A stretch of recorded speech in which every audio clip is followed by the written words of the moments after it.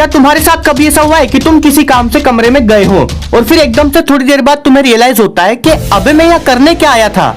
इस चीज को द डोरवे इफेक्ट बोलते हैं। अब ये होता क्यों है? देखो, जब भी हम कुछ देखते या सुनते हैं तो वो चीज हमारे पिलपिली दिमाग में सबसे पहले जाके शॉर्ट टर्म मेमोरी में स्टोर होती है। अब शॉर्ट टर्म मेमोरी की खास बात यह है कि इसकी एक कैपेसिटी होती है। इसमें सिर्फ 7 चीजें और वो भी केवल 30 सेकंड के लिए स्टोर हो सकती है। अगर दिमाग को लगा कि कोई चीज इंपॉर्टेंट है तो वो उसे शॉर्ट टर्म से लॉन्ग टर्म मेमोरी में भेज देगा। तो अब इमेजिन करो कि तुम किसी आलीशान घर के आलीशान कमरे में बैठे हो, इमेजिन, और अपना काम कर रहे हो। फिर तुम्हें याद आता है कि अरे दूसरे कमरे से कोई चीज लानी है। तो जैसे ही तुम दूसरे कमरे में जाओगे, तुम्हारा दिमाग पिछले वाले कमरे की चीजें जैसे कि थॉट्स जो अभी अभी शॉर्ट टर्म मेमोरी में स्टोर हुए थे उन्हें डिलीट कर देगा, ताकि वो उस नए कमरे की चीजों को शॉर्ट टर्म मेमोरी में स्टोर कर सके।